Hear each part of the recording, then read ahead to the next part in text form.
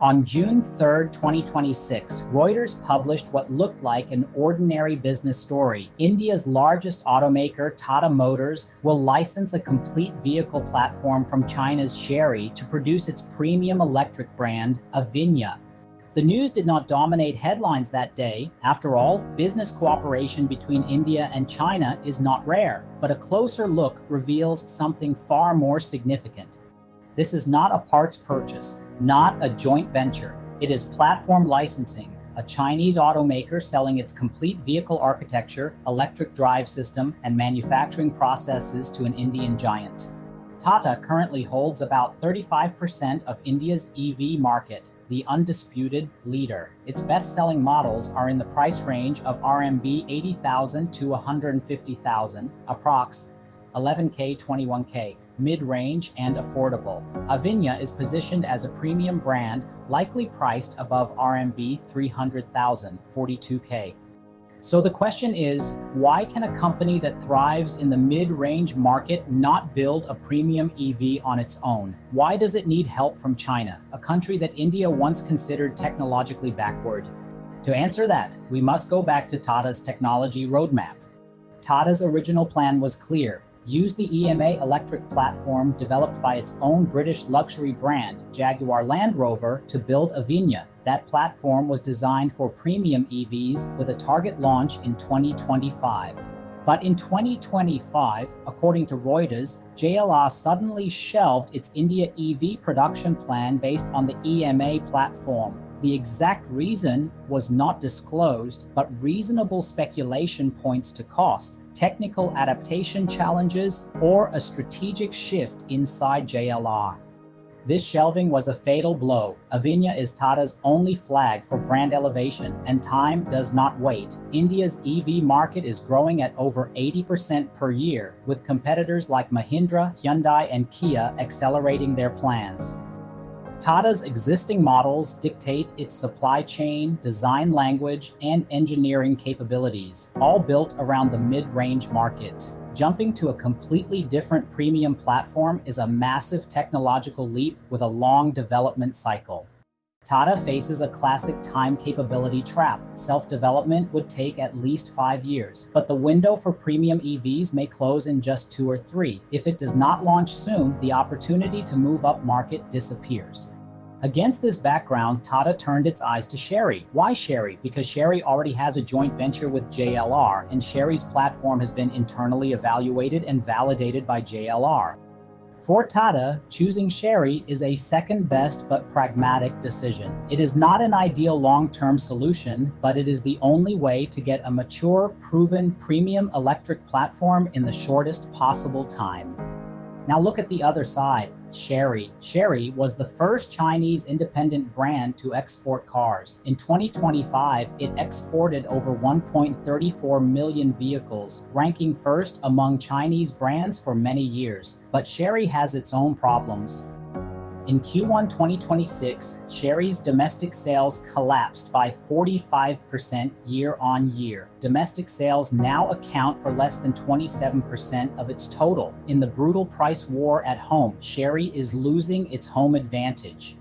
Selling cars is increasingly unprofitable, but selling technology is a different story. Technology licensing is almost pure profit. Once a platform, engineering solution, or software is developed, the marginal cost of an additional customer is near zero. Based on industry norms, Chery can get a one-time technology transfer fee of several $100 million plus a 2-3% royalty per vehicle. That is not small money, and it comes with almost no production or sales risk. Moreover, the initial CKD, completely knocked down model means Chery will supply a large volume of parts to Tata. Licensing fees plus parts exports could bring Chery billions of RMB in annual revenue. And there is another layer, the Indian market itself. India is the world's third largest auto market, but Chinese brands cannot directly enter, restricted by Indian FDI policy. Through Tata, Chery's technology and components can indirectly penetrate that 1.4 billion person market. This is not Chery's first technology export. In 2025, it signed a deal with South Korea's KG Mobility. In late 2024, it signed a technology cooperation agreement with Spain's EV Motors. Technology licensing is becoming Chery's new growth curve. The Tata deal is the largest on that curve.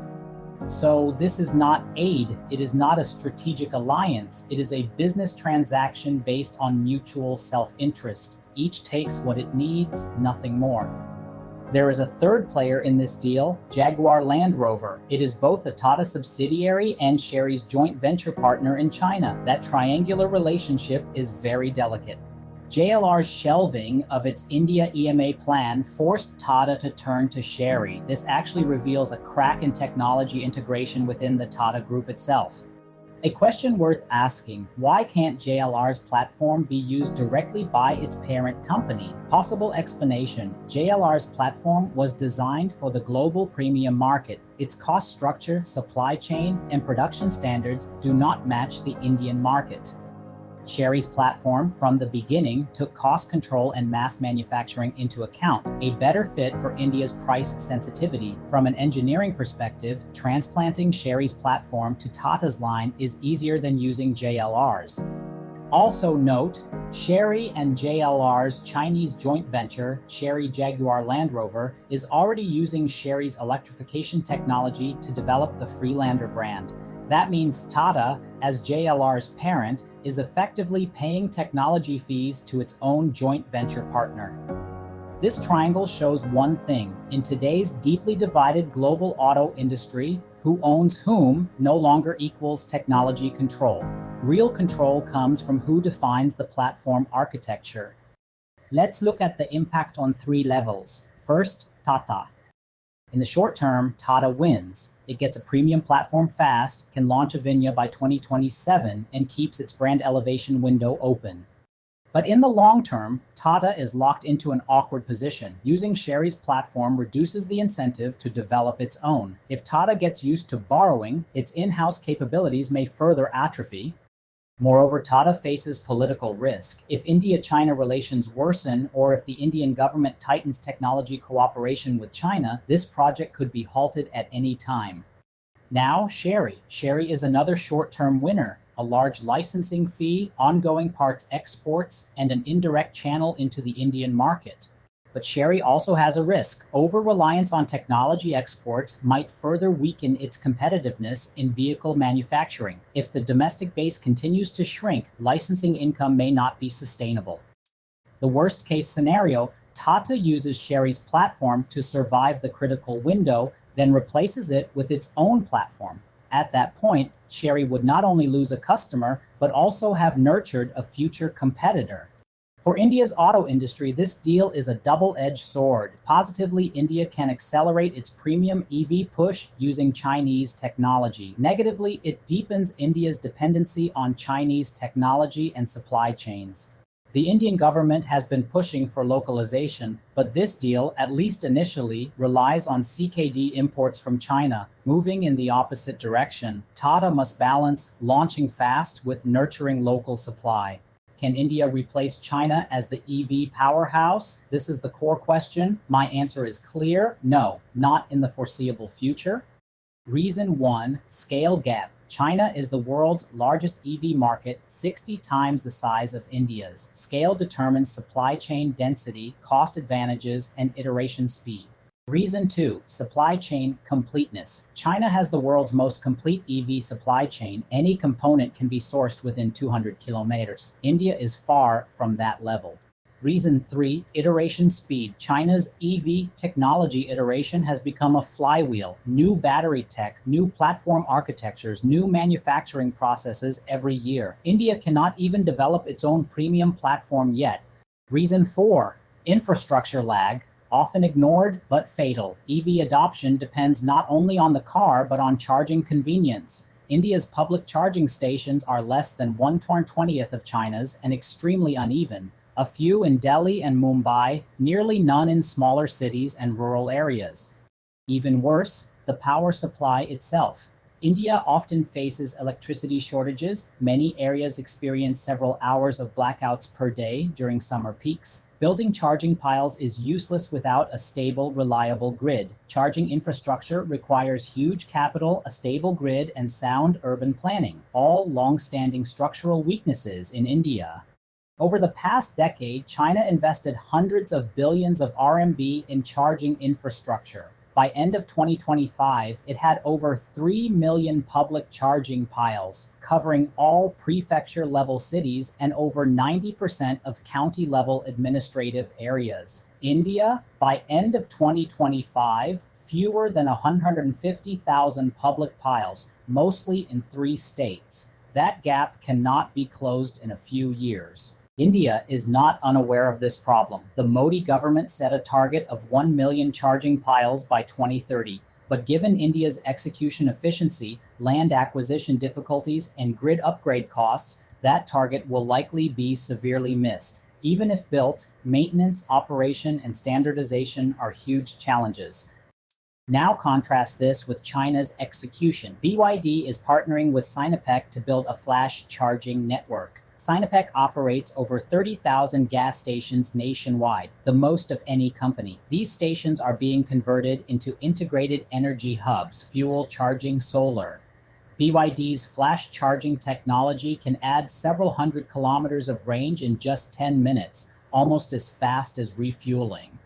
This is not government planning. It is business-driven commercial behavior. Sinopec needs to transform. BYD needs a charging network. Two giants working together. This kind of cross-industry coordination, capital mobilization, and execution speed cannot be replicated in India anytime soon. No company in India can convert thousands of gas stations into charging stations in 1 year. Because land is not owned by companies, the grid is unstable, and policies vary by state.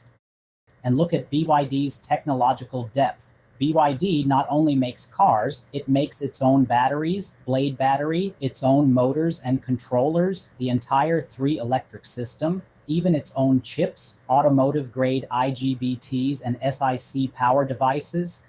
In China, more than one automaker can do this. What does this mean? Chinese EV core components are not controlled by others. Cost is manageable, iteration is autonomous.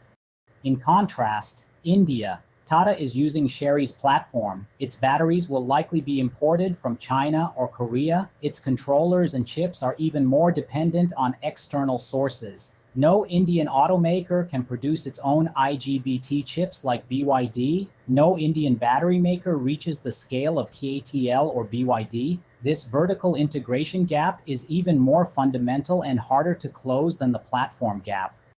Back to the original question, can India replace China? Put 5 dimensions together: technological depth, supply chain completeness, market size, infrastructure, and corporate coordination, execution capability. China leads by a wide margin in every dimension, especially infrastructure and vertical integration. These are structural deficiencies in India. Charging networks can be built slowly, but that takes time and capital. Vertical integration requires more than a decade of technical accumulation. China's lead in these 2 areas cannot be bridged by India licensing one platform.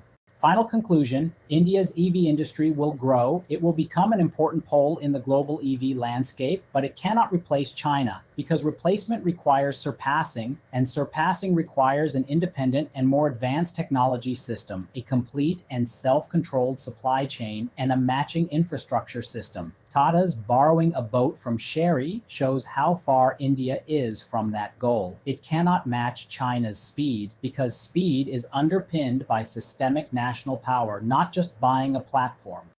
Tata borrowed a boat from Chery, not out of goodwill, not out of a strategic alliance, but because it really cannot build its own boat. And even if it had a boat, India's ports, the infrastructure, are not ready. More critically, China has not only built its own boats, it has built its own docks, smelted its own steel, and forged its own engines. That is the gap, not a gap of 1 or 2 components, a gap of entire systems. India can license a platform, but it cannot license infrastructure. It can buy batteries, but it cannot buy chip-making capability. In the long-distance race of electric vehicles, China has found its own rhythm. India can accelerate, but it cannot run at someone else's pace. All analysis in this documentary is original reasoning based on publicly available facts. It does not constitute investment or industry advice.